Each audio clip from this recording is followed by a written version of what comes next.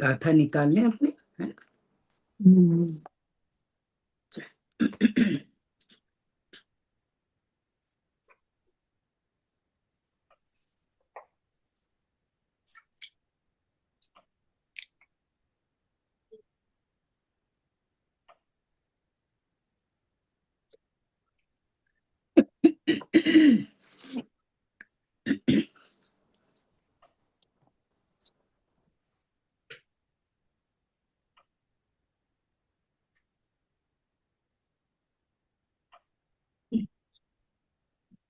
नमः समय साराय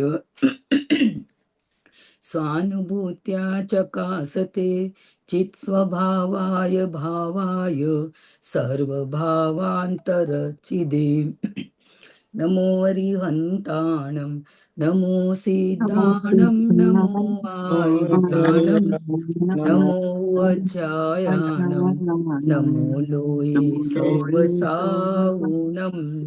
दूसरा श्लोक भी बोलते अपन। अनंत धर्मणस्तत्वं पश्यन्ति प्रत्यगात्मन अनेकांतमयी मूर्ति नित्यमेव प्रकाशताम् वन्दितु सर्वसिद्धे ध्रुवमचलमनोगमं गतिं पत्ते वोचामि समय पाउड इधर आ जा, विनमो सुध इधर आ जा। केवली बणिदम।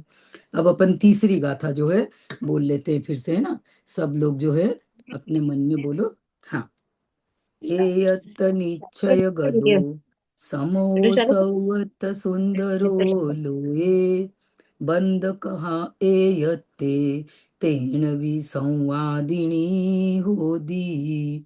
हिंदी देखते हैं अपन इसका। एकत्व निश्चय गत समय सर्वत्र सुंदर लोक में उससे बने बंधन कथा जो विरोधिनी एकत्व में। कुर्सी यहाँ पे ये ले, वो कुर्सी एक रेन दो यहाँ पे, मेरे को तो ये ये कुर्सी सब ये प्लीज थोड़ा सा माइक म्यूट कर लीजिए। देखिए हम जो है ये समय सारजी परमागम की तो स्वाध्याय अपन कर रहे थे। आचार्य कुंद कुंद देव द्वारा रचित और आचार्य अमृत चंद्र देव द्वारा इसकी बहुत ही सुंदर टीका जो करी गई है। जगत में ये अद्वितीय टीका है, इसका कोई जोड़ नहीं है। ऐसी टीका जो है ये है। एक एक शब्द इसका जो है ऐसे गारूड़ी मंत्र है इस शास्त्र का कि 415 गाथा अपन पढ़ो तो अपने जीवन के कंसेप्ट जो है बिल्कुल क्लियर हो जाए कि मैं क्या समझ रहा हूँ जीवन को, और वास्तव में मैं कौन हूँ, ये शरीर क्या है, ये जो मेरे परिणाम हो रहे हैं इनका फल क्या होगा, ये जो मेरी कर्तृत्व बुद्धि है, मैं दूसरों का करना चाहता हूँ, दूसरों से करवाना चाहता हूँ, तो क्या ये सही है या ये गलत है। इस प्रकार की हमारी जो मान्यता है, वास्तव में ये ग्रंथ जो है हमारी मान्यता पे अटैक कर रहा है कि हम जो मान रहे हैं वह सही है या गलत है। तो अपन ने ना पहली गाथा में नमस्कार देखा था, उसके बाद में अपन ने दूसरी गाथा में समय नाम का जो पदार्थ है, मेरा जो आत्मा है, उसका इंफ्रास्ट्रक्चर क्या है, उसके अंदर कौन कौन से गुण पर्याय धर्म है, उसको अलग अलग विशेषण से कितनी मेरी निधि है, उस निधि का वर्णन आचार्य ने जीवो दूसरी गाथा में कहा था। और ये कहा था कि स्व समय और पर समय, तो जो अपनी उस आनंद की निधि का भोग करे वह जीव तो स्व समय में अर्थात पर्याय में भी उसके धर्म प्रारंभ हो गया, और उसके पर्याय में सम्यक दर्शन ज्ञान चारित्र जो है प्रारंभ हो गया, मोक्ष की यात्रा उसकी प्रारंभ हो गई। अब तीसरी गाथा में आचार्य ने ये बताया कि देखो स्व समय पर समय तो आपने बताया, लेकिन इन्हें ये पर समय होता क्यों है? ये पर समय होने से इसको द्विविधता आती है, इसको विसंवाद होता है, इसको दुख उत्पन्न होता है। तो उसका कारण आचार्य अपने को बता रहे हैं। तो इसमें अपन ने देखा था, देखो गाथार्थ एक बार फिर से देखते हैं। एकत्व निश्चय को प्राप्त जो समय है वह लोक में सब जगह सुंदर है। क्या बोल रहे हैं कि एकत्व निश्चय को प्राप्त जो समय है, अर्थात जो समय नामक पदार्थ है, यहाँ पे छह ही द्रव्यों की चर्चा करी। दूसरी गाथा में जानना और परिणमन करना, इन दोनों से उठाया था बात को। यहाँ पे सामान्य बात ली कि छह द्रव्य परिणमन करते हैं, क्योंकि जानना तो अकेले जीव में हो रहा है, बाकी पांच द्रव्य और है ना। तो टोटल छह द्रव्यों का समुदाय जिसको अपन समय कहते हैं, वह तो है परिणमन करता है। लेकिन कैसा परिणमन करता है? एकत्वगत होकर के। एकत्व अर्थात वह अपने गुण पर्यायों को चूमता हुआ, स्पर्श करता हुआ वह द्रव्य परिणमन करता है, अर्थात वह पर रूप नहीं होता है। और जब ऐसा परिणमन करे तब वह सुंदर कहलाता है। तब आचार्य ने यहाँ बताया कि जो बाकी चार द्रव्य हैं, धर्म अधर्म आकाश और काल, ये तो द्रव्य रूप से भी सुंदर हैं और पर्याय रूप से भी सुंदर हैं। ये अपने एक ही भाव से ही, जैसा अपना स्वभाव है वैसे ही ये परिणमन करते हैं। लेकिन दो द्रव्यों में विसंवाद खड़ा होता है, पुद्गल और जीव द्रव्य, क्योंकि ये दोनों विभाव रूप परिणमन करते हैं, अपने स्वभाव रूप परिणमन नहीं करते हैं। तो उसके लिए सबसे पहला बोल द्रव्य से, यहाँ फिर उन्होंने बताया कि वे एकत्व निश्चय को प्राप्त होने से सुंदर हैं, और यदि वे उस तरीके से नहीं रहे, जगत में ये जो अनंत पदार्थ है जिससे हमको जगत सुंदर दिखाई दे रहा है, यदि ऐसी व्यवस्था को न माना जाए तो संकर आदि दोष, संकर में होता है मिलावट होना, और इसके साथ में एक और ना आदि लिखा है ना उन्होंने, आदि मतलब कोई और भी चीज उसमें होना चाहिए। तो क्या है? एक व्यतिकर दोष होता है। तो संकर दोष में तो एक दूसरे की मिलावट होना, और व्यतिकर दोष में एक द्रव्य का दूसरे द्रव्य रूप संक्रमण हो जाना, है ना। एक द्रव्य दूसरे द्रव्य का करे तो वो एक द्रव्य दूसरे द्रव्य रूप में हो जाए, इसको बोलते हैं व्यतिकर दोष। तो अब अपन यहाँ देखते हैं कि ये जो सुंदरता है, ये सुंदरता दो प्रकार की है। एक तो ये है कि निगोद से लगा करके और बीच में अपनी पर्याय ले लो पंचेंद्री की, और सिद्ध भगवान की पर्याय ले लो, अर्थात कोई भी जीव बाकी नहीं रहा, जीव मात्र अपने स्वभाव की अपेक्षा सुंदर है। सारे जीव अपने स्वभाव, चाहे वो निगोद का जीव, निगोद मतलब जो जमी कंद होते हैं ना, जो साधारण वनस्पति होती है, उसको अपन निगोद जीव बोलते हैं। साधारण क्यों बोलते हैं इस वनस्पति को? कि क्या होता है, देखो एक मिनट में अपन समझाते हैं। अपन ने निगोद के जीव की नाम ली ना, तो ये साधारण वनस्पति मतलब, जैसे एक अपन राई बराबर, कर लो ओ कर लो, एक अपन राई बराबर टुकड़ा लो आलू का, ठीक है। उस राई बराबर टुकड़े में असंख्यात, अब उसके डिवीजन करो, हाँ हाँ, अब उसके अपन डिवीजन करो तो असंख्यात, उस राई बराबर टुकड़े में असंख्यात अंडर होते हैं, उनको क्या बोलते हैं? नेक्स्ट डिवीजन को अंडर बोलते। हाँ, और उसके जो नेक्स्ट और असंख्यात उसके डिवीजन करो तो उसकी पुल्वी बोलते हैं, और उसके और नेक्स्ट डिवीजन करो तो उसके अंदर असंख्यात शरीर हो गए, ठीक है। तीन बार असंख्यात आ गया। इतना सा टुकड़ा, उसके टुकड़े करो तो उसके अंदर असंख्यात अंडर होते हैं, उसके अंदर एक टुकड़े को लो, उसमें असंख्यात पुल्वी होती है, उसके और असंख्यात भेद करो तो उसके शरीर होते हैं।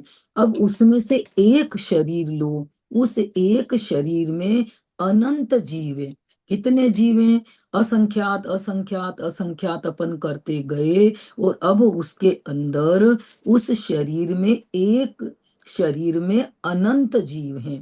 ठीक है। और वो अनंत जीव मतलब लॉज देखी ना पुराने लोगों ने, बहुत सारा बड़ा हॉल हो और उसमें एक एक पलंग लगा दिए, एक एक जना उस पे रेल हो, हॉल कॉमन है। इसी प्रकार से वो जो एक कमरा अर्थात एक शरीर कॉमन है, उस एक शरीर में अनंत जीव होते हैं, है ना। अब वे अनंत जीव वे अपने स्वभाव की अपेक्षा से सुंदर हैं।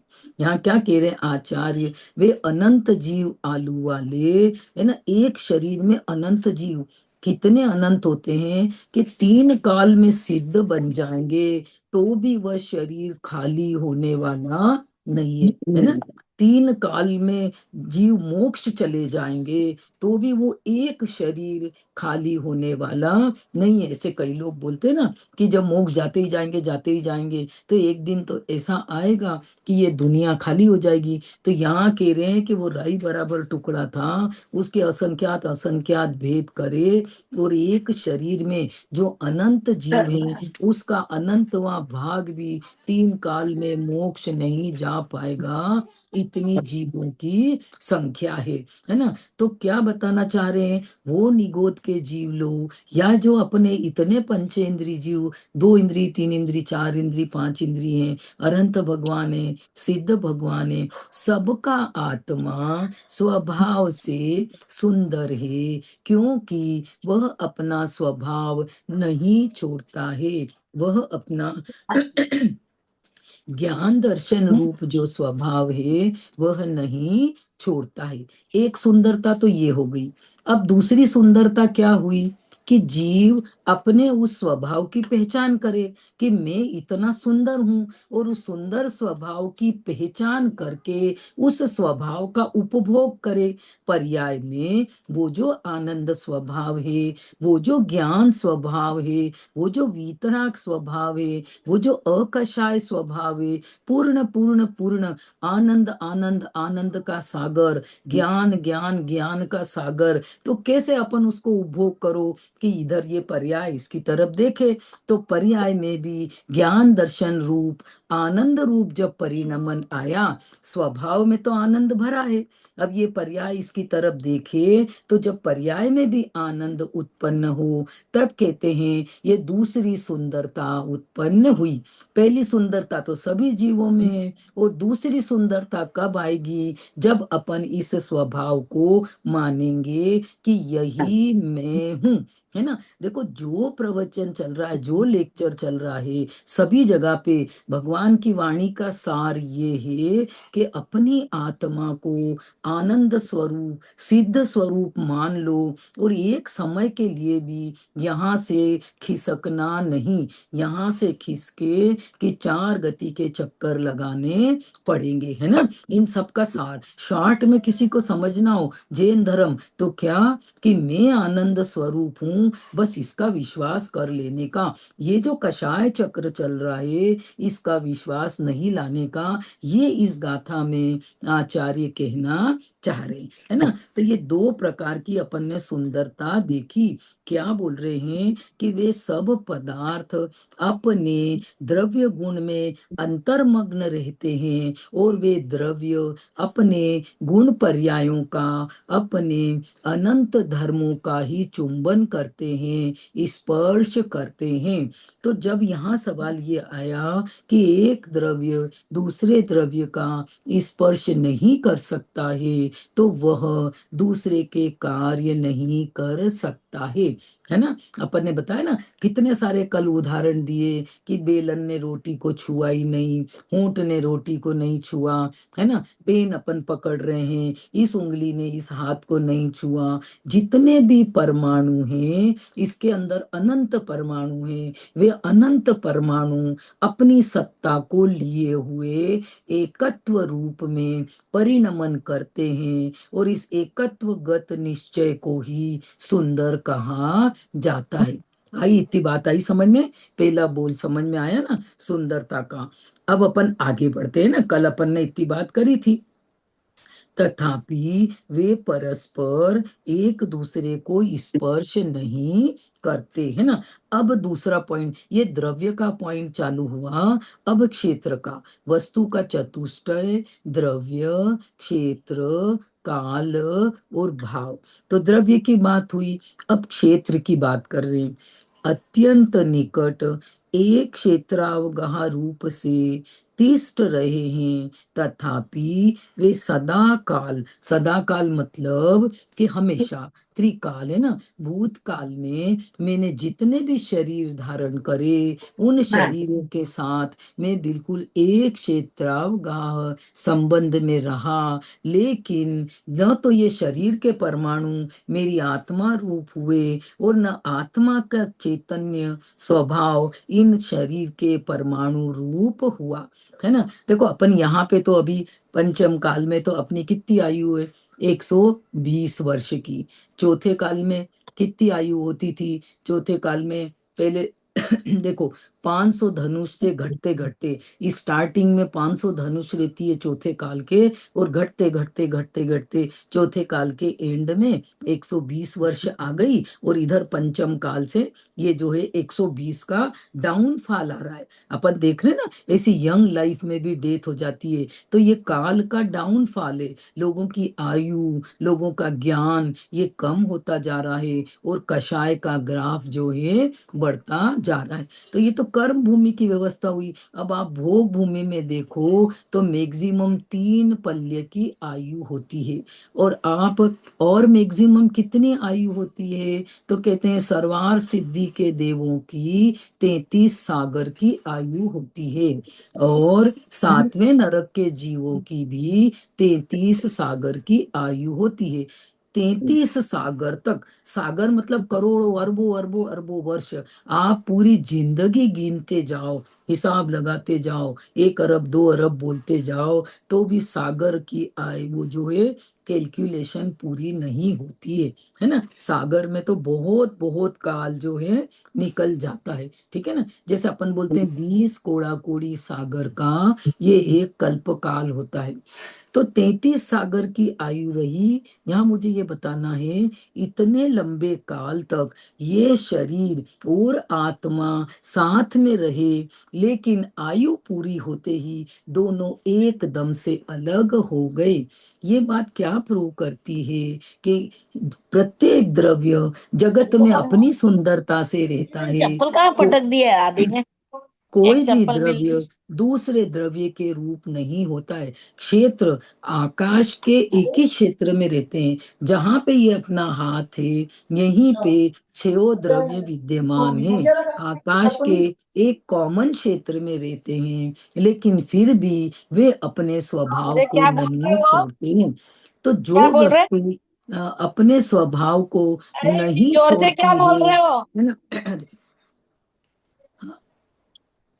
जो अरे वस्तु इतनी सुनीता जोर जी, से क्या बोल रहे हो? अपने स्वभाव को नहीं छोड़ती है सुनीता जी। वह वस्तु हाँ आंटी, एक शाश्वत मिनट रुकिए। कहलाती है ना। वह वस्तु शाश्वत कहलाती है, सदा काल उसको और आज कंपोज उसके किरण दादू करते कहलाती हैं है। ऐसा। जो अपना सुनीता जी, स्वभाव आप छोड़ अपना दे, प्लीज माइक कपड़े के म्यूट लिए कर उसका बोल रहे दीजिए। हैं उसका कि कोई आज दिन भर से विश्वास। ऐसे कपड़े पहना दिए, बोले कोई आए तो ऐसे कपड़े पहनाते। सुनीता जी, सुनीता जी, आप अपना माइक म्यूट हो। करिए प्लीज। जो वस्तु अपना स्वभाव छोड़ दे, जगत में उसका कोई भी विश्वास नहीं करता है। तो अब देखो फिर से पढ़ते हैं इस पॉइंट को, क्षेत्र का पॉइंट है ना। अत्यंत निकट एक क्षेत्रावगाह रूप से तिष्ठ रहे हैं, रहते हैं वे आपस में, लेकिन उनका कोई लड़ाई झगड़ा नहीं है ना। तुम भी रहो और हम भी रहें, एक सिद्ध में अनंत सिद्ध रहते हैं, लेकिन सब अपने अपने आनंद का भोग करते हैं। तथापि वे सदा काल अपने स्वरूप से, अर्थात अपने स्वभाव से, मेरा स्वभाव क्या है, ज्ञान और दर्शन, और शरीर का स्वभाव क्या है, स्पर्श रस गंध और वर्ण। न तो इसने अपना वादा तोड़ा और न मेरी आत्मा ने अपना वादा तोड़ा। तो प्रॉब्लम तो कुछ आ रही है ना, यहाँ तो सब ठीक है, फिर यहाँ तो गड़बड़ चल रही है ना। तो आचार्य बताएंगे कि अब गड़बड़ क्यों चल रही है ना। तो एक क्षेत्रागाव रूप से तिष्ठ रहे हैं, तथापि वे सदा काल अपने स्वरूप से च्युत नहीं होते, गिरना है ना, पर रूप परिणमन, ये यहाँ पे हो गया। दूसरी बात, अपने स्वरूप से च्युत नहीं होते, मतलब सब लोग एक क्षेत्र में रहते हैं, लेकिन कोई भी द्रव्य अपना स्वभाव नहीं छोड़ता है। तो देखो, जब मैं अपना स्वभाव नहीं छोड़ूं तो मैं दूसरे का, यहाँ है ना, दूसरे में मतलब अपन को ये नहीं लेना कर्तृत्व बुद्धि कि भाई आपने बोल दिया कि अब दूसरे का कार्य नहीं करना। देखो, हमारे करने नहीं करने से कुछ भी नहीं हो रहा है, हम तो सिर्फ विकल्प करते हैं, मैं इस जीव को बचाऊं और मैं इस जीव को मारूं। तो आत्मा ने तो क्या करा, विकल्प करा। अब वो जीव का मरना और जीना तो उसके आयु कर्म के अधीन है ना। देखो, जैसे ना अभी क्या हुआ, 3 दिन पहले इंदौर में ना एक घर में गाड़ी में आग लगी है ना। तो वहां पे बाहर गांव से, बिहार से भी आकर के रिश्तेदार इकट्ठे हुए थे, है ना। घर में थे 12 लोग, पड़ोसी भी उठ गए आवाज सुन करके, और 8 लोग तो वहीं पे जल के वो मर ही गए। ठीक है। अब हाँ हाँ, रख दो रख दो। अच्छा, कोई बात नहीं, आप जाओ, थोड़ी सी क्लास ले लें हम, जा थोड़ी देर से आना। तो क्या हुआ कि 8 लोग तो मर गए वहीं पे, 4 लोगों को पड़ोसी ने बचा लिया, वहां से उतारा था ना, आपने वीडियो देखे होंगे, 4 लोगों को बचा लिया। तो देखो, इसमें ये हुआ कि 8 की तो आयु उसी समय पूरी हो गई, है ना। तो बचाने का भाव तो वो सब कर रहे थे, ठीक है, लेकिन 8 की आयु पूरी होने से वे उसने उन्हें नहीं बचा पाए। और 4 की जिनकी आयु बची थी, तो उनका उपादान कार्य किसमें हुआ, बचने का, उनके उपादान में। और अब निमित्त रूप में कौन हाजिर हुआ वहां पे, वे पड़ोसी, और उन्होंने वो ऊपर के रास्ते से उनको निकाल लिया। तो यहाँ पे ना हमको हमारे कर्तृत्व के बारे में सोचना है कि जीव मात्र भाव कर सकता है, कार्य नहीं कर सकता, वो तो निमित्त है। कार्य किस में होता है, कार्य उपादान में होता है। तो जिसकी योग्यता थी बचने की, वे जीव वो निमित्त रूप में वे आए और उनका बचने का कार्य हुआ।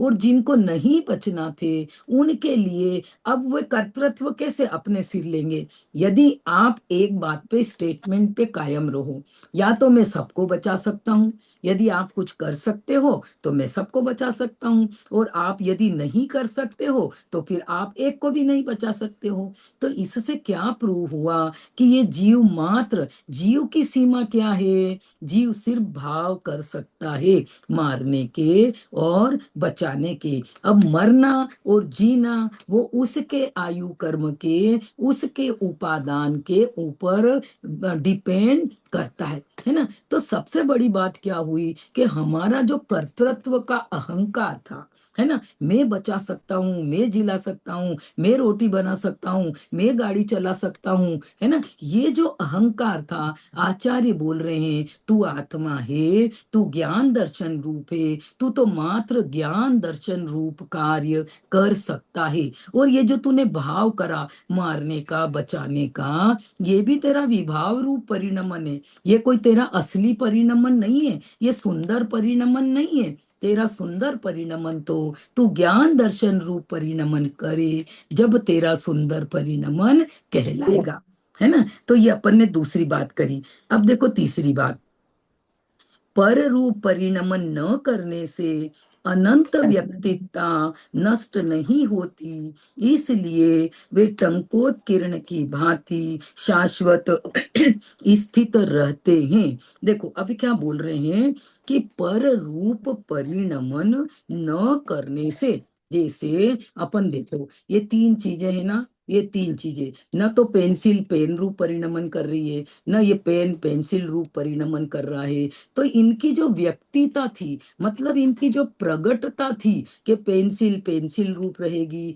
पेन पेन रूप रहेगा, ये पेंसिल पेंसिल रूप रहेगी, शशि शशि रूप रहेगी, अनीता भाभी रूप रहेगी, है ना। पर रूप कोई भी द्रव्य परिणमन नहीं करता है, वह अपने द्रव्य पर्याय में रहकर ही परिणमन करता है। इसलिए ये जगत जो है सुंदर है ना, सर्वत्र सुंदर है। क्यों? क्योंकि उसने पर रूप परिणमन नहीं करा।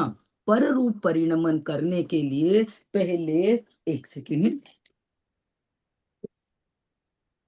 पर रूप परिणमन करने के लिए पहले आपको दूसरे रूप में बदलना पड़ेगा। और दूसरे रूप में बदलना, आचार्य कह रहे हैं, ये वस्तु के स्वभाव के बाहर है। कोई भी वस्तु पर रूप परिणमन नहीं कर सकती है। तो अब यहाँ पे क्या बोल रहे हैं, देखो पर रूप परिणमन न करने से अनंत व्यक्तिता, अनंत पदार्थों की जो व्यक्तिता है, जो प्रगटता है, सब चीज सुंदर अलग अलग है ना, वह नष्ट नहीं होती। इसलिए वे टंकोत्कीर्ण की भांति शाश्वत स्थित रहते हैं। वो पदार्थ क्या हो गए, टंकोत्कीर्ण। अपन ने पहले भी ये बात करी थी। टंकोत्कीर्ण मतलब क्या होता है, टांकी से उकेरा हुआ, है ना। एक बार आप उसके टांकी से उकेर दो, फिर वो जो भी आप लिखोगे शब्द, वह नाच को प्राप्त नहीं होता है। दो दो अर्थ होते हैं टंकोत्कीर्ण के। एक तो जो पहले से ही है वो बदलता नहीं है, इसका मतलब टंकोत्कीर्ण। और दूसरा ये कि आप उस पे कुछ उकेर दो तो फिर वो बदलेगा नहीं, ये एक शाश्वत टंकोत्कीर्ण हुआ। कि आप लिखो और फिर नहीं बदले, ये तो बाद की बात हुई। पहले से ही स्वभाव ऐसा टंकोत्कीर्ण है कि वह पर रूप नहीं परिणमता है। पर रूप न बदलने के कारण वह इस जगत में शाश्वत विद्यमान है। देखो पदार्थ की अवस्था बदल जाएगी, बात आ रही समझ में। पदार्थ की पर्याय तो प्रति समय बदल रही है, तो पर्याय तो बदल जाएगी। जैसे अपन मृत्यु को प्राप्त होंगे तो ये शरीर अलग हो जाएगा, आत्मा अलग हो जाएगी। आत्मा अपने नए डेस्टिनेशन पे चली जाएगी, है ना। वो शरीर को क्या करेंगे, आप इसको जला दोगे तो ये राख बन जाएगा। तो क्या हुआ, इसकी पर्याय बदल गई, लेकिन इसका जो स्पर्श रस गंध वर्ण था, इसका जो स्वभाव था, ये जो पुद्गल द्रव्य था, वह कभी भी नहीं बदलता है। इसलिए इस जगत में वे हमेशा स्थित रहते हैं। आया, देखो द्रव्य की बात हो गई, क्षेत्र की बात हो गई, है ना, और ये भाव की भी बात हो गई। अब देखो एक और चीज आ रही है, समस्त परिणमने में, यहाँ पहले पर्याय लेंगे। परिणमने में पहले द्रव्य क्षेत्र, देखो द्रव्य आया, क्षेत्र आया, उसके बाद में पर रूप नहीं परिणमने में आया, तो अब नहीं परिणमा, अवस्था नहीं बदली उस रूप, तो स्वभाव का परिणमन नहीं हुआ। आप बात आ रही समझ में, उसकी पर्याय तो बदली, क्योंकि पर्याय तो एक समय की है, वो तो बदलेगी, लेकिन स्वभाव रूप पर का बदलाव नहीं आया। अब देखो चौथा पॉइंट क्या बता रहे हैं, समस्त विरुद्ध कार्य, जल्दी तो नहीं हो रहा, समझ में आया इतना। समस्त विरुद्ध कार्य तथा अविरुद्ध कार्य दोनों की हेतुता से वे सदा विश्व का उपकार करते हैं, टिकाए रखते हैं। अब देखो ये जो टिके हुए कैसे हैं, अब ये ना उसकी ट्रिक बता रहे हैं ना, उसका लॉजिक बता रहे हैं आचार्य, कि ये सारी वस्तुएं और कैसे टिकी हुई है, कि समस्त विरुद्ध कार्य तथा अविरुद्ध कार्य, इस एक ही द्रव्य में विरुद्ध कार्य भी चल रहा है और अविरुद्ध कार्य भी चल रहा है। विरुद्ध कार्य मतलब क्या हुआ, अपोजिट, है ना, और अविरुद्ध कार्य मतलब वैसा का वैसा। तो देखो जैसे इसको अपन ऐसे समझते हैं, एक द्रव्य को लिया, उसके अंदर उत्पाद, व्यय और द्रव्य। एक द्रव्य लो, जीव द्रव्य लो, उसके अंदर उत्पाद, व्यय और द्रव्य है। तो अब क्या करो, उत्पाद व्यय को एक तरफ रखो और द्रव्य को एक तरफ रखो, ठीक है। अब ये जो उत्पाद और व्यय है, उत्पन्न होना और नाश होना, तो ये दोनों अपोजिट चीज हो गई। उत्पन्न होना और नाश होना, तो ये कार्य कैसा हो गया, ये विरुद्ध कार्य हो गया। उत्पन्न होना और नाश होना, ये आपस में ही विरुद्ध कार्य हो गया, ठीक है। और इसका जो द्रव्य यहाँ पे पड़ा हुआ था, द्रव्य का जो बदल नहीं रहता स्वभाव, तो वो अविरुद्ध तरीके से ऐसा का ऐसा विद्यमान था, है ना। ये पहली तरीके से अपन समझ रहे हैं, विरुद्ध कार्य और अविरुद्ध कार्य।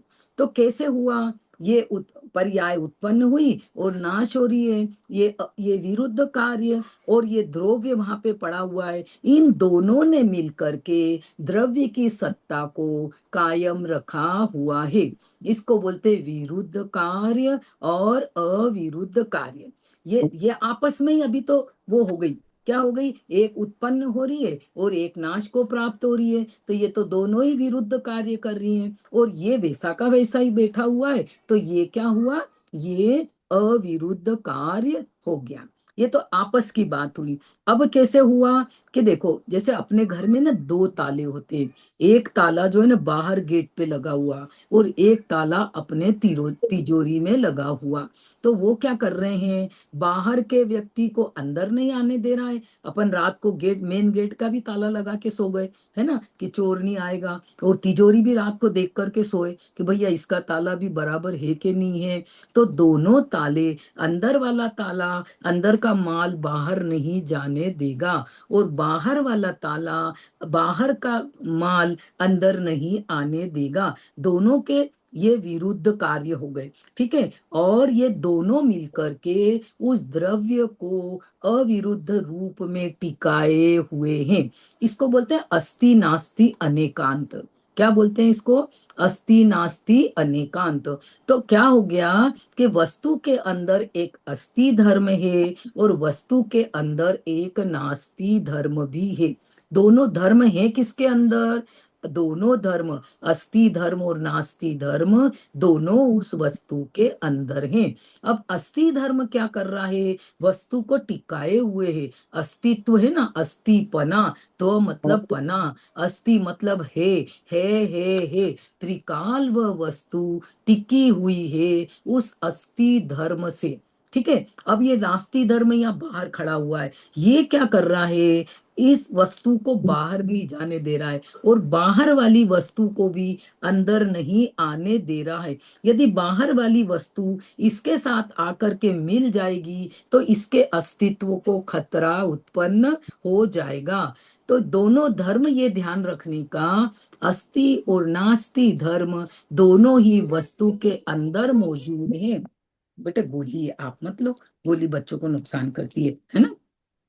अस्ति और नास्ति धर्म मिल करके, अर्थात अस्ति नास्ति अनेकांत रूप जो वस्तु का स्वरूप है, यह वस्तु को टिकाए रखता है। तो जगत में ये जो द्रव्य देखने में आ रहे हैं, चाहे एक छोटा सा पुद्गल का परमाणु भी क्यों न हो, उसके अंदर भी अनंत धर्म है, उसके अंदर भी उत्पाद व द्रव्य है, और उससे वह वस्तु टिकी हुई है ना। एक दो तरीके से अपन ने देख लिया, विरुद्ध कार्य और अविरुद्ध कार्य, है ना। अब अपन इसे कॉमन में ले कि पर्याय हो गई ये नाशवान हो गई, और द्रव्य हो गया ये त्रिकाल हो गया।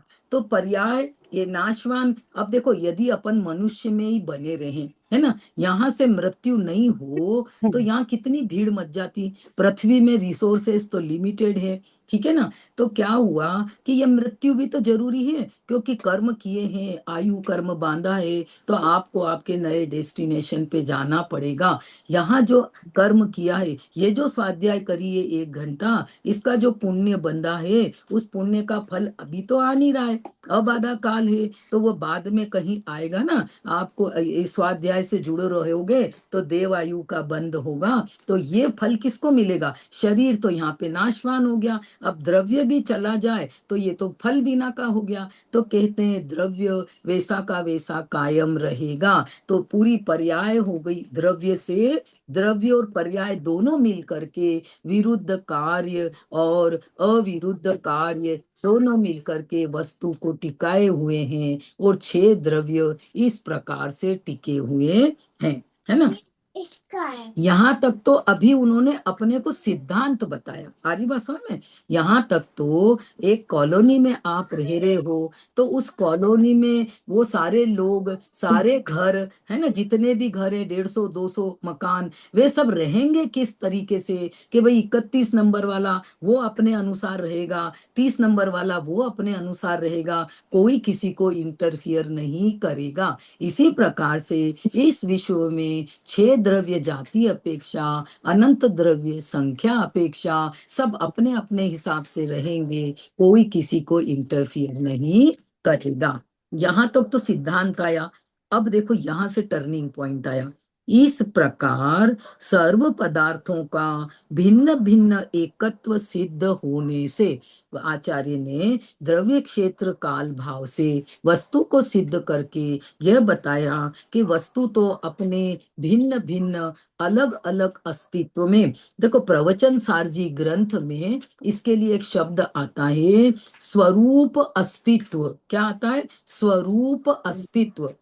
एक होता है सादृश्य अस्तित्व। सब सब द्रव्य हैं, सब द्रव्य हैं, ये हो गया सादृश्य। सबके पास अनंत गुण है, सबके पास द्रव्य गुण पर्याय है, इसको बोलते हैं सादृश्य। सादृश्य समानता, समान दृश्य वाला अस्तित्व। और एक भाई इस जगत में मेरी भी तो एंटिटी है ना, इंडिविजुअल। मैं जीव द्रव्य हूँ, ये अनंत पुद्गल परमाणु शरीर में है, तो इन सब का इंडिविजुअल अस्तित्व भी है। अपन एक मकान में रह रहे 10 जने ज्वाइंट फैमिली में, तो एक मकान है, वो सादृश्य अस्तित्व, लेकिन हर व्यक्ति का रूम अलग है, हर व्यक्ति का अस्तित्व अलग है, तो इसको बोलते हैं स्वरूप अस्तित्व। अपने स्वरूप से कोई भी वस्तु वह अपने स्वरूप से रहती है, इसको स्वरूप अस्तित्व कहते हैं, है ना। तो भिन्न भिन्न अस्तित्व सिद्ध होने से जीव नामक समय को, जीव नामक समय को बंध की कथा से ही विसंवाद की आपत्ति आती है। देखो फिर से पढ़ती हूं मैं, यही लाइन इंपॉर्टेंट है। इस प्रकार सर्व पदार्थों का भिन्न भिन्न एकत्व सिद्ध होने से जीव नामक, चार तो चले ही गए, कल ही अपन ने उनको अलग कर दिए थे, बिल्कुल बाइज्जत बरी। अब आज जीव कटघरे में खड़ा हुआ। अच्छा, पुद्गल को कोई पेन तो हो नहीं रहा था, तो भैया वो विभाव रूप परिणमन करे या स्वभाव रूप परिणमन करे, ये उसका आउटलुक है, अपना नहीं है। लेकिन अब सवाल ये, मेरे को तो कषाय हो रही है ना पर्याय में, है ना, तो इसका क्या? तो बोल रहे जीव नामक समय को बंध की कथा से ही विसंवाद की आपत्ति आती है। जीव नामक समय अर्थात जीव नामक पदार्थ को बंध की कथा से, ये कर्म आप फ्राइडे के दिन पढ़ा रहे हो, 8 कर्म और उनकी 148 प्रकृतियां, और मोहनी कर्म का विस्तार इतना। आचार्य ने मोहनी कर्म के लिए पूरी 39 पुस्तकें लिखी है, इतनी सारी, धवला, जय धवला, महाधवला, है ना, कषाय पाहुर, उसमें सब इसी का ही वर्णन है कि कहाँ कहाँ जीव कैसे कैसे परिणाम करता है, कैसा कैसा बंध होता है, और कहाँ कहाँ पे उत्पत्ति होती है। तो विसंवाद खड़ा हो गया। बंध की कथा मतलब बंध का भाव। कथा मतलब क्या समझना? बंध का भाव, है ना, से ही विसंवाद। विसंवाद का मतलब होता है दुख, विसंवाद का मतलब होता है असत्य, है ना, आकुलता, दुख, असत्य, भ्रम, आपत्ति आती है। जैसे अपन किसी को बोलो आपने ऐसा काम क्यों करा, हमको ऑब्जेक्शन है ना, तो भाई ये बंध की कथा जो हुई, ये बंध के भाव जो हुए, इस बंध के भाव से ही ये आपत्ति आ रही है कि जब एक तरफ आपने पहले पैराग्राफ में ये बताया कि जगत में प्रत्येक द्रव्य सुंदर तरीके से परिणमन कर रहा है, तो भी इस जीव को क्यों ये परसमय हो रहा है, ये क्यों पर्याय में सुंदर नहीं हो रहा है? तो यहाँ कह रहे हैं बंध की कथा मतलब बंध का भाव, है ना। तो बंध के भाव से ही विसंवाद की, मतलब विसंवाद का अर्थ जय सेनाचार्य ने असत्य कराए, झूठ कराए, है ना, विसंवाद की आपत्ति आती है ना। तो मतलब क्या हुआ कि जीव नामक पदार्थ सुंदरता से ही परिणमन कर रहा है, तो फिर ये पर्याय में मोह राग द्वेष की उत्पत्ति क्यों हुई? तो वे ये कह रहे हैं कि जो चीज बंधी हुई नहीं है, जीव स्वभाव से मुक्त ही है, अबंध स्वभाव है। जीव कैसा है? मेरा स्वभाव कैसा है? स्वभाव में तो न बंधन है और स्वभाव में न मुक्ति है। स्वभाव में बंधन भी नहीं है और स्वभाव में मुक्ति भी नहीं है, तब बंध की भाव, बंध की कथा ये क्यों चालू हुई कि हमने पर्याय में इस स्वभाव को नहीं माना, नहीं मानने से इसके ये बंध की आपत्ति आ गई। यदि यहाँ से इसको देखा जाए कि ये अबंध स्वरूप है, ये वीतराग स्वरूप है, ये आनंद स्वरूप है ना, ये स्व समय स्वरूप है, ये ज्ञान दर्शन स्वरूप है, ये आनंद स्वरूप है, यदि इसे स्वीकार कर लिया जाए तो ये बंध की आपत्ति, ये बंध का विसंवाद, ये बंध की असत्यता की उत्पत्ति नहीं होगी। क्यों खड़ा हुआ विसंवाद? विसंवाद मतलब झूठ, मतलब जो चीज मुक्त है, मेरा आत्मा कैसा है? मोक्ष स्वरूप ही है। जो वस्तु मोक्ष स्वरूप है उसे बंध स्वरूप मानना, जो जैसी नहीं थी उसे वैसा मान लिया, इसका नाम विसंवाद है। आ रही बात समझ में? मैं तो मुक्त स्वरूप हूँ, मैं तो मोक्ष स्वरूप ही हूँ। कहाँ पे? सिद्धशिला पे जाऊंगा तब क्या? नहीं, यहीं पे मैं अभी मुक्त स्वरूप हूँ। यदि ऐसा स्वीकार किया जाए तो विसंवाद नहीं है। और ऐसा, क्योंकि वो सत्य बात है। सत्य मतलब क्या? वास्तविक बात। और व्यवहार से कहा जाता है कि व्यवहार से इस 10 प्राणों के अंदर अपना आत्मा है, तो ये झूठ बात है। आत्मा को किसी बंधन में बताना, जब मैं मनुष्य हूं ही नहीं और मैं अपने आप को मनुष्य मानूं, यही विसंवाद है।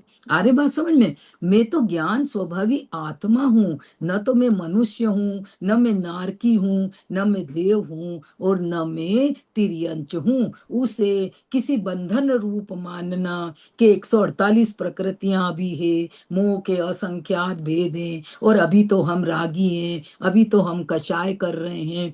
मतलब क्या हुआ?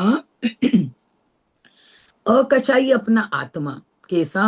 अकशाई है ना, परमानेंट कैसा? ये द्रव्य कैसा है? ये अकशाय, वीत राग और आनंद। और अपन बने कैसे फिर रहे हैं? कषाय रूप है नहीं कषाय, और मान रखा है अपने को कषाई। इसी का नाम विसंवाद है, क्योंकि ये झूठ बात है। सत्य तरीके से तो मैं आनंद रूप ही हूं, है ना। तो ऐसा अपने को मानना, इसी का नाम ही विसंवाद है। अब आई बात समझ में? विसंवाद ने बंध कथा मतलब बंध का भाव, हम उसकी चर्चा कर रहे हैं कि ये बंधा हुआ जीव है, ये चींटी है, ये मकोड़ा है, ये हाथी है, ये घोड़ा है। अरे नहीं, वहां पे कोई हाथी घोड़ा नहीं है, वो अलग है। आचार्य ने क्या बताया कि आत्मा अलग है।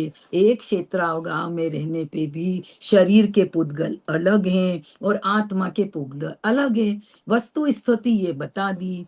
वस्तु स्थिति को स्वीकार नहीं करने का नाम ही विसंवाद है।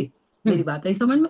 जो है वैसा मानना ये सत्य संवाद है ना। और जो नहीं है वैसा मानना ये विसंवाद है, ये दुख है, ये ही आकुलता है। अब बात आई समझ में? यहाँ क्यों पैदा हुई कषाय कि मैंने इस अकषाई को माना ही नहीं, है ना, और अपने आप को बंध रूप मान लिया, अपने आप को शशि मान लिया, है ना, अपने आप को अनीता मान लिया, देव मान लिया, नारकी मान लिया। ये मानना ही विसंवाद है, ये मानना ही दुख है। आनंद रूप माना, आत्मा रूप माना, तो फिर जो है ये जीव में विसंवाद की उत्पत्ति नहीं होगी। आया समझ में? इस लाइन ये इंपॉर्टेंट है। अब देखो आगे, तो फिर बंध जिसका मूल है ना, बंध जिसका मूल है, वो जो भाव करा ना, वो जो जो नहीं है और वैसा मान लिया, वो जो भाव करा, तो अब उस भाव से बंध हो रहा है। बंध जिसका मूल है, यानी भाव की बात चल रही है, ऐसा जो पुद्गल कर्म के प्रदेशों में स्थित होना था, मैं ये, है ना, और मान लिया मैंने ये, तो क्या हुआ? मैंने किसको अपना मान लिया? वो जो मोह राग द्वेष के परिणाम हो रहे थे उनको मैंने अपना मान लिया। आज सुबह बहुत गुस्सा आ गया था, क्या करें, हम स्वाध्याय करते हैं तो कषाय कंट्रोल आ जानी चाहिए, फिर भी गुस्सा आ गया, अपन को और पश्चाताप हो जाता है, अरे अपन ने 1 घंटे स्वाध्याय करी और अब तो गुस्सा आना ही नहीं था। तो पहले तो ये नक्की करना पड़ेगा कि मैं ये हूं कि मैं ये हूं। ये तो करने वाला अलग है और मैं तो ये हूँ, मैं तो अकशाई हूँ, मैं गुस्सा नहीं करता हूँ। नहीं करने वाले को करने वाला मान लिया, यही पर समय है, यही पुद्गल के प्रदेशों में स्थित होना है, और यही विसंवाद है ना। पुद्गल कर्म के प्रदेशों में स्थित होने का मतलब क्या हुआ? स्थित होना मतलब उसका लक्ष्य करना। लक्ष्य करने का मतलब क्या हुआ? उसका आश्रय करना। क्या करना? यही मैं हूं, कषाय रूप ही मैं हूं, क्रोध रूप ही मैं हूं, था आनंद रूप, मान लिया क्रोध रूप, तो ये द्विविधता आ गई, है ना। द्विविधता, था आनंद रूप, मान लिया क्रोध रूप, यही विसंवाद हो गया, और यही दो पना हो गया, और यही द्विविधता हो गई। तो आचार्य बोल रहे हैं कि ऐसा नहीं होना चाहिए। ये द्विविधता क्यों हो? जब आनंद रूप वस्तु है, तो आनंद रूप परिणमन हो तो द्विविधता नहीं आएगी, और ये पर्याय भी एकत्वगत एकत्व रूप परिणमन करेगी, है ना। ऐसा देखो, इस लाइन को मैं फिर से पढ़ देती हूँ। इस प्रकार चौथी लाइन पे आ जाओ वापिस।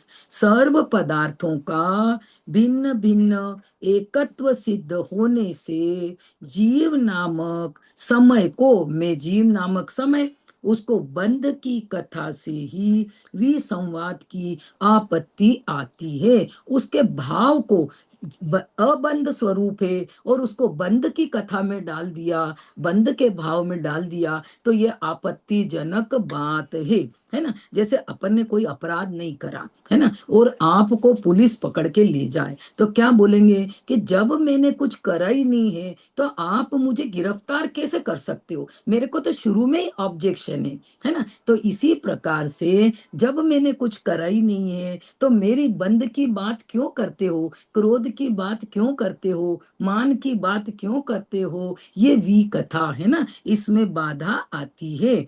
ऐसा पर समय पना, अपन देख के आए दूसरी गाथा में, स्व समय पना और पर समय पना। बंद की कथा नहीं करते, बंद का भाव नहीं करते, अपने को अबंध स्वरूप मानते, आनंद स्वरूप मानते, मोक्ष स्वरूप मानते। अभी इसी समय में भगवान हूं। कईयों को ऐसी आपत्ति आती है, अभी तो तुम इतनी कषाय कर रहे हो, हम भी इतनी कषाय कर रहे हैं, और हमको भगवान बोल रहे हो। अरे भाई, आचार्य तुझे भगवान बोल रहे हैं, और तू अपने आप को पामर बता रहा है, गरीब बता रहा है ना, कि अभी तो मेरे पे इतना कर्जा है। वहां आचार्य बोल रहे तू धनवान है, तू बोल रहा है मैं तो कर्जवान हूँ, मेरे को तो अभी कषायों का कर्जा चुकाना है। तो बोल रहे नहीं, यहाँ से दृष्टि हटा और यहाँ पे दृष्टि लगा। तो ये जो विसंवाद है, ये जो बंद की कथा है, ये जो पर समय पना है, ये जो द्विविधता है, द्विविधता मतलब दो पना, द्वि मतलब दो, और विधता मतलब प्रकार, पर समय और स्व समय, ये जो दो प्रकार हैं, है ना, ये सुंदर नहीं है। इसलिए समय के एकत्व का होना ही सिद्ध होता है। आचार्य ने यहाँ पे फिर से भगवान बता दिया, फिर से बोल दिया, तेरे अंदर में कषाय नहीं है, तू परेशान मत हो, तेरे में मोह राग द्वेष नहीं है। क्या बोल रहे हैं? इसलिए समय के, समय मतलब मैं, आत्मा, ज्ञान दर्शन स्वरूपी एकत्व का, मैं तो जैसा मेरा स्वभाव है वैसा ही मैं परिणमन करता हूँ। इसको एकत्वगत निश्चय समय सर्वत्र सुंदर लोक में, ऐसा कहेंगे अपन, है ना। एकत्व का होना ही सिद्ध होता है। ऐसे वो अपने थ्योरम होते हैं ना, कौन से रेखा गणित के, क्या बोलते हैं उसको, हेंस प्रूव्ड। आखिरी में क्या लिखते हैं अपन, हेंस प्रूव्ड। तो यहाँ आचार्य बोल रहे एकत्व का होना ही सिद्ध होता है, मतलब तू डर मत, तेरे अंदर में कषाय रूप परिणमन हुआ ही नहीं है, तू तो आराम से रह, मैं तो ज्ञान दर्शन आनंद स्वरूपी आत्मा हूँ, है ना। अब देखो अपन भावार्थ पढ़ लेते हैं इसका, वह की वही बात है। निश्चय से सर्व पदार्थ अपने अपने स्वभाव में स्थित रहते हुए ये शोभा पाते हैं, है ना। भाई अपन कषाय हो रही है तो ये शोभा की कोई बात नहीं है। जैसा मेरा स्वरूप है वैसा ही परिणमन हो, स्वभाव भी सुंदर और पर्याय में भी सुंदरता। देखो, जैसे 1 करोड़ का चेक आपके जेब में पड़ा है, सबके जेब में पड़ा 1 करोड़ का चेक सबके जेब में पड़ा है ना। मतलब सबके पास में उसको वापरने का जो है ना कैपेबिलिटी तो है। हर कोई जो उसकी तरफ देखेगा अने देखेगा ने जेब में हाथ डालेगा और उसको बाहर निकालेगा। जेब में हाथ डालना मतलब स्वभाव की तरफ देखना और बाहर निकालना, अने पर्याय में भी उसका भोग करना। अब उस 1 करोड़ के चेक का कौन भोग करेगा? जो बाहर निकाल के बैंक में डाल के फटाफट पैसे लेके आएगा तो वो उसका भोग करेगा। इसी प्रकार से ये पर्याय अपने द्रव्य की तरफ देखे तो इसका विसंवाद, इसकी द्विविधता, इसका पर समयपना, ये सब मिट करके जैसा ये स्वरूप सुंदर है, आनंद रूप है, ज्ञान रूप है ना, वीतरागता रूप है ना, और चैतन्य रूप है। सच्चिदानंद बोलते हैं ना, सत और चिद और आनंद। सत मतलब अस्तित्व और चिद मतलब ज्ञान और दर्शन, और आनंद की मूर्ति, आनंद आनंद का झरना बह रहा है। परंतु जीव नामक पदार्थ की अनादिकाल से, मतलब पूरा अपने पुरानी हिस्ट्री है ये अनादिकाल की, अनादिकाल से पुद्गल कर्म के साथ निमित्त रूप बंद अवस्था है। देखो नीरज भैया का यहाँ पे उत्तर आया थोड़ा सा, निमित्त रूप बंद अवस्था है ना। मतलब कर्म का जो उदय आया उसको इस पर्याय ने जबरदस्ती उधर देखा है। देखना यहाँ था, उदय आया बाहर में, तो इस पर्याय ने मुंह उसकी तरफ करा, तो निमित्त को जब देखा और उसको कर्म के उदय में मैं पना स्थापित कर लिया। आत्मा के अंदर एक श्रद्धा गुण है। श्रद्धा गुण का ये कार्य है कि वो कहीं ना कहीं अहम करती है, मैं पना करती है, अपनापन करती है, यही मैं हूं ऐसा वो स्वीकार करती है। जैसे आपके घर में सुबह बहुत अच्छा खाना बना, मिष्ठान बना है ना, और बच्चा सुबह से उठे और घर का बना खाना तो उसने छोड़ दिया और बाहर वह चला जाए, है ना, तो बाहर घर में जो भोग था इतना ज्यादा वो तो नहीं करा और बाहर चला गया, तो क्या बताओ उसको इतना सुंदर भोजन मिलेगा? नहीं, है ना। वो तो कटोरा लेके जाने की बात हो गई ना बाहर। मतलब सुंदर आत्मा अंदर विद्यमान है, और पंच इंद्री के भोगों में हम सुबह से ही कहाँ चले जाते हैं? मुझे सुख दो, मुझे सुख दो, मुझे सुख दो, है ना। पर्याय से सुख मांगते हैं, इस मनुष्य पर्याय से तू यहीं ठहर जा, अब जवानी से तू बूढ़ी मत होना। वो मानेगी क्या अपना कहना? वक्त तो अपना काम कर रहा है ना, है ना, पुद्गल का परिणमन अपना कार्य कर रहा है। तो ये पर्याय से प्रीति, ये भावों से प्रीति, ये निमित्त से प्रीति, ये पर द्रव्यों से प्रीति, ये पर समयपना है, ये विसंवाद है, ये असत्य है, ये झूठा है, मैं तो सच्चा ज्ञान दर्शन स्वरूपी हूँ, है ना। निमित्त रूप बंद अवस्था क्यों बनी है? कि वो जो कर्म का उदय आया ना उसमें अपनापन ढूंढ लिया। अपनापन ढूंढ लिया तो कर्म तो यहाँ पे तैयार खड़े ही हैं, ठीक है ना, नए बंधने के लिए। अब वे आएंगे और बंधेंगे और फिर वे अपना यदि अपन ने सुधार नहीं करा तो वे अपना उदय देंगे और वैसी अपनी अवस्था होगी, है ना। इससे ये अवस्था होगी, हाँ, स्वभाव कभी भी नहीं बदलेगा। उससे इस जीव में विसंवाद खड़ा होता है। मतलब बंध नहीं है और बंध मानना, मैं तो मुक्त स्वरूप हूँ, मैं अबंध स्वरूप हूँ, मैं बंध स्वरूप नहीं हूँ, यही मान और बंध स्वरूप मान लिया, बंध की कथा हो गई, इसका नाम ही दुख है ना। इसलिए वास्तव में विचार किया जाए तो देखो, अब आचार्य ने एक गाथा बता दी पूरी, अब अपने को होमवर्क दिया। क्या होमवर्क दिया? विचार किया जाए तो। अब अपन विचार करो, प्रत्येक द्रव्य का भिन्न स्वरूप जो है विचार करो, आत्मा का स्वरूप विचार करो, शरीर का स्वरूप विचार करो, है ना, जन्म का स्वरूप विचार करो, पर्याय का भी स्वरूप विचार करो, ये जो पर्याय में बंद अवस्था क्यों बनी, और मैं सुंदर हूं, यह भी विचार करो। तो विचार करने पे हम इस निर्णय पे आएंगे क्या, कि विचार किया जाए तो एकत्व ही सुंदर है, उससे यह जीव शोभा को प्राप्त होता है। देखो, एक तीसरी गाथा में आचार्य ने पूरा समय सार जी भर दिया। ठीक है, मैंने आपको बहुत शॉर्ट में बताया। अपन देखा जाए तो इस तीसरी गाथा को 10 दिन तक पढ़ सकते हैं, इतना अंदर में इसके माल है। मैं तो बहुत कम बता पा रही हूँ आप लोगों को, है ना। बहुत जबरदस्त इसके अंदर में, और अपन इसका विचार जो है कर सकते हैं ना। तो अपन सबके पास में ज्ञान है, थोड़ा थोड़ा अपन विचार करें, और थोड़ा सा इसको दोबारा पढ़ो, है ना। शब्द थोड़े से कठिन है, अपन उससे परिचित नहीं है ना। जैसे गलियों में घूम जाए और गली से परिचित नहीं हो तो थोड़ा देख देख के चलते हैं ना, ऐसे इसी प्रकार से हिंदी भी थोड़ी देखो, अमृत चंद्र आचार्य की शब्दावली थोड़ी सी गंभीर है ना। कठिन नहीं बोलेंगे अपन, आचार्य ने ऐसा सरल करके बता दिया है समय सार, कि आज ही अपन अपने आनंद का पान कर सकते हैं, है ना। तो इस प्रकार से ये अपनी तीसरी गाथा जो है पूरी हुई। कुछ पूछना हो तो पूछो आप, 2-5 मिनट, है ना। पूछो नीरज भैया को, मेघना, और सरला बेन, अनीता भाभी, पूछो बुआ जी, कुछ कुछ विचार आए हों, हाँ पूछो। हाँ अपन कर्म तो बांधते हैं, हाँ कर्म तो बनते हैं, तो वो कम हाँ नहीं हो सकते, वो कम नहीं हो हाँ। सकते। देखो, अपन वापिस आते हैं, है ना। अपन को क्या पकड़ के रखना है, अपन को क्या पकड़ के रखना, ये अपन को क्या पकड़ के रखना, ये मैं कौन हूँ, मैं ये स्वभाव हूँ। तो ठीक है। कर्म तो अनजान में ही बनते हैं ना, अपन तो जानते हाँ, नहीं है कि कर्म तो बन रहे तो हैं। देखा, हाँ, तो अपन को ये पकड़ना है कि मैं कर्म नहीं बांधता हूं।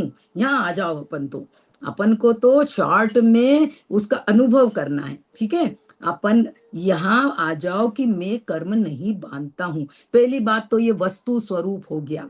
ठीक है, अब दूसरी बात ये है कि हाँ, आपने बोला अपन कर्म बांधते हैं, तो ये जो पर्याय थी, ये मोह राग द्वेष रूप परिणमन कर। अब तीसरी गाथा से ले, क्यों हुआ इसके अंदर में, कि इसने ये अबंध स्वरूप को न मान करके अपने आप को बंध स्वरूप मान लिया, है ना। पत्नी रहती है ना, पत्नी, वो उसके पति को न मान करके वो कहीं और देखे, है ना, तो वो नहीं कहलाई ना सुंदर। तो इसी प्रकार से ये पर्याय, इसको फेथफुल किसके प्रति होना था, अपने द्रव्य के प्रति फेथफुल होना था। क्या, कि मैं तो ज्ञान दर्शन स्वभावी हूं। यदि ये ऐसा मान लेती, अपने को स्वीकार कर लेती, तो यहाँ पे ये बंधन की कथा रुक जाती। तो अनजान क्या था, अज्ञान क्या था, अपने स्वरूप को भूलना, ये अज्ञान था। इस वजह से ये पर्याय मोह राग द्वेष रूप परिणमित हुई, पर समय रूप हुई। तो कर्म ये पर समय रूप होगी ना, तो वो कर्म रूपी पुलिस तो खड़ी है इसको बंधन में बांधने के लिए, क्योंकि इसने अपराध किया, दोष करा ना इसने, इसने अपराध करा। क्या अपराध करा, अपने इसको स्वामी को भूल गई है, अपने स्वभाव को भूल गई है, और निकल गई बाहर अपना घर छोड़ करके। अब तो कहीं भी घूमे ये, तो पुलिस खड़ी है। बट कर्म वैसे ही, जैसे मोराग द्वेष रूप परिणमन हुआ, वैसे ही कर्म आकर के बंध जाते हैं। इसने नहीं बांधे, दो द्रव्य भिन्न भिन्न है ना। इसने तो परिणाम करे, और परिणाम के निमित्त से वे कर्म आए, निमित्त से फिर देखना कार्य किसमें हुआ, कर्म के आने में। तो उपादान रूप कौन हुआ, वह कर्म की वर्गणा स्वयं आकर के आत्मा के साथ में एक संश्लेष प्रकार का संबंध है। आप बहुत साबुन से हाथ धो लो तो वो कर्म कोई निकल के जाएंगे नहीं, अब वे आत्मा के साथ में एक क्षेत्रावगाह रूप में बंध चुके हैं। आत्मा के साथ मतलब कि पर्याय में उनका एक संश्लिष्ट संबंध हुआ है, और अब वे फल देंगे। तो क्या करना, अज्ञान दशा में कर्म बंधे थे तो मुझे अज्ञान करना है। क्या ज्ञान करना है, मैं अबंध स्वरूपी हूँ, मैं मुक्त स्वरूपी हूँ, मैं सिद्ध स्वरूपी हूँ, मैं मुक्त स्वरूपी हूँ, मैं वीत, बस ये रट लो, मैं वीतराग स्वरूपी हूँ दिन भर। तो ये यहाँ का चैप्टर धीरे धीरे धीरे धीरे ये लेवल बताए अपन ने, 4 लेवल में होगा ये कम, एकदम से नहीं। पहले अनंता ने थोड़ा स्वीकार करा, है ना, श्रद्धा ने तो पूर्ण स्वीकार कर लिया, लेकिन अभी चारित्र में क्रम पड़ेगा तो वो लेवल बाय लेवल 4 लेवल से वह चला जाएगा, और एक समय ऐसा आएगा कि सिद्ध अवस्था को अपन प्राप्त हो जाएंगे। है ना, आया, थोड़ा समझ में आया।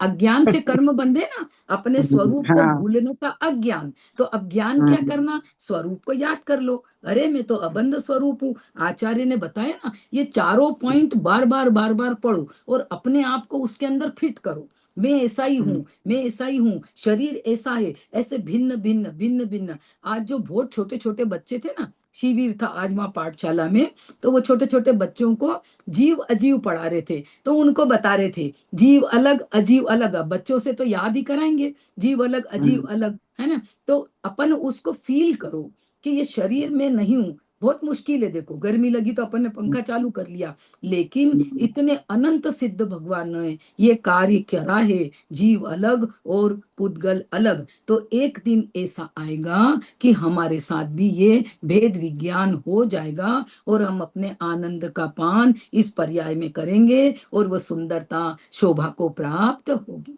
ठीक है, हाँ, और भी कुछ बोलो। ठीक है, बस फिर, हाँ चलो, अच्छा ना, जिनवाणी की स्तुति, है ना। हाँ, आंटी, इसका मतलब निज जो भी चीज हाँ जैसे बोलो।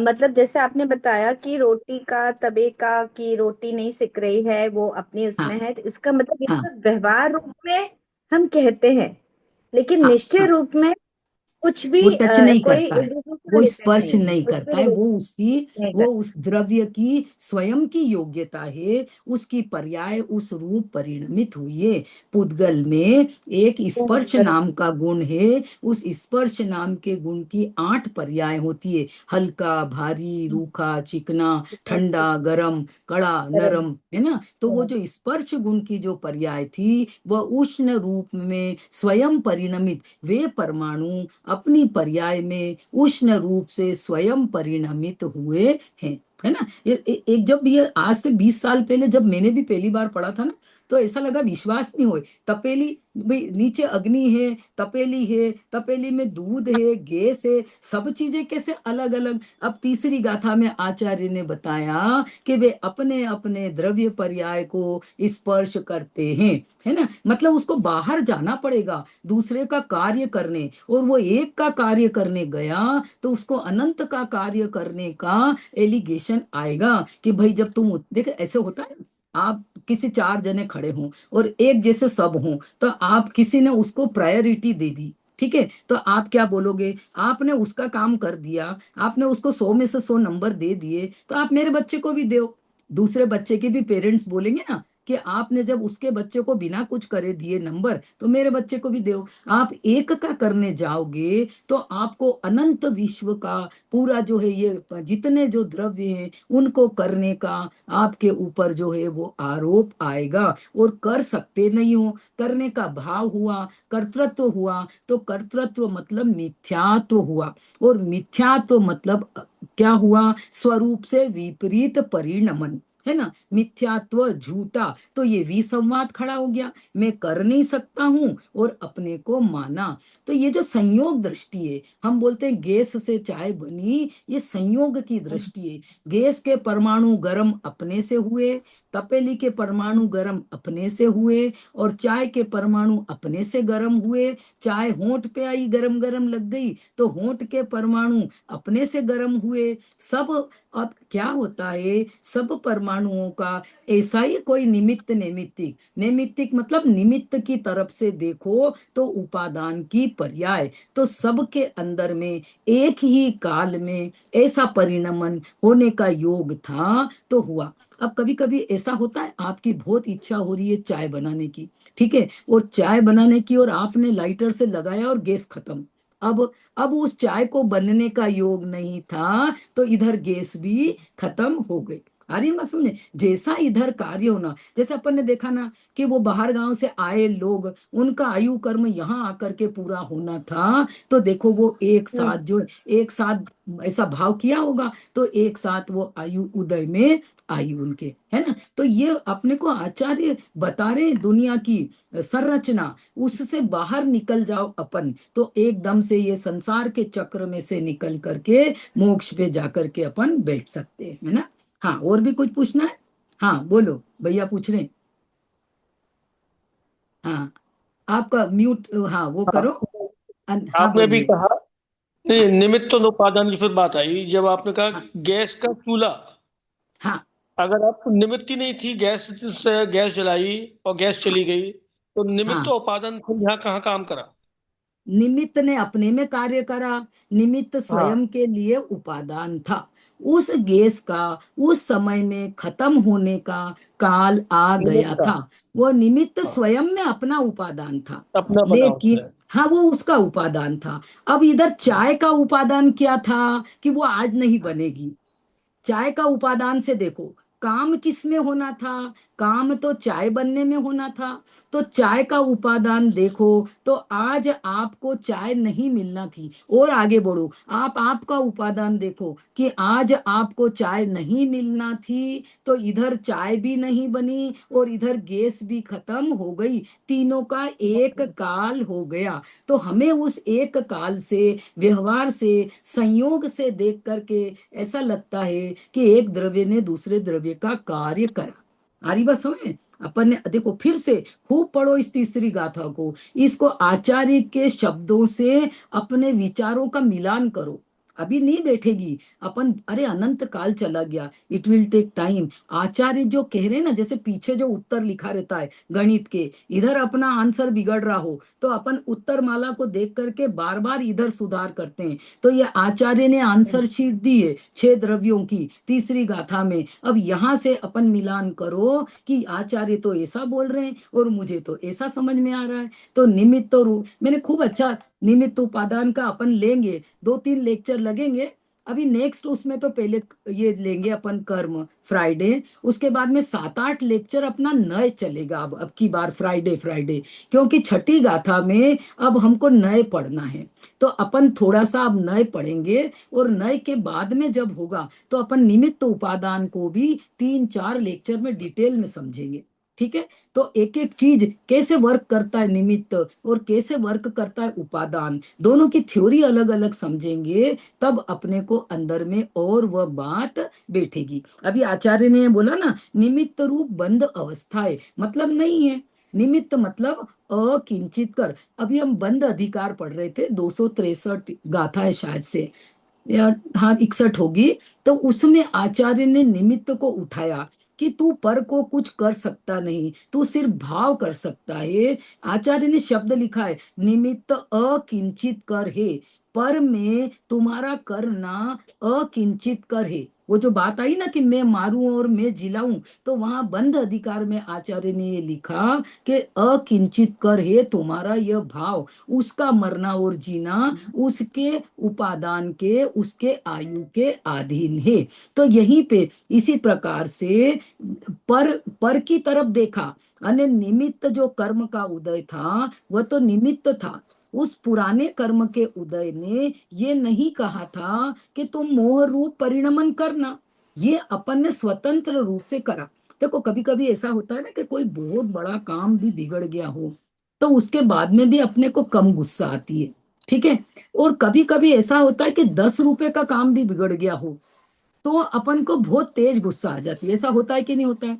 कभी लाख रुपए का नुकसान हो गया ना, तो उसको हम डाइजेस्ट कर जाते हैं। और कभी 100 रुपए के नुकसान में भी हमारी कचाय उबल पड़ती है। ये क्यों हुआ? क्योंकि वो सामने की चीज है ना, अकिंचित कर है। वो जो है चीज, वो अकिंचित कर है। और अपन यहाँ जो भाव कर रहे हैं, इसका और उसका दोनों का आपस में कोई कनेक्शन वास्तव में नहीं है, दोनों स्वतंत्र रूप से परिणमन करते हैं, लेकिन काल दोनों का एक होने से हमको भ्रम हो जाता है कि निमित्त ने उपादान में कार्य करा, है ना। तो क्या बोल रहे हैं आचार्य कि ये भ्रम हुआ है ना, यही विसंवाद है, यही असत्य है, क्योंकि ये असत्य है ना, ऐसा हुआ नहीं और मैंने इसे सत्य मान लिया। तो आचार्य बोल रहे हैं इस विसंवाद को दूर करो, ठीक है ना।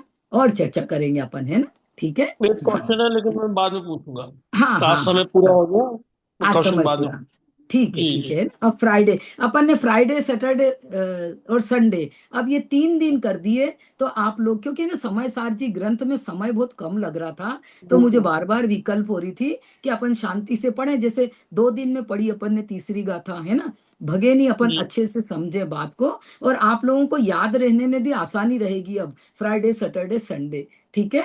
हाँ चलिए। ठीक। निज निधि निज में बताई, यह अनंत उपकार है, उसके लिए जिनवानी माँ को वंदना शत बार, वंदना शत बार। बोले द्वादशांग जिनवाणी माता की माता जय, की जय। जय जिनेन्द्र अनंतानंद साहब। सिद्ध परमेष्टि भगवान की जय, भगवान की 3 करोड़ मुनिराज की जय, जय। ठीक है। जय जिनेन्द्र, थैंक यू जय आंटी। जिनेन्द्र, जय जय, जय। ठीक है।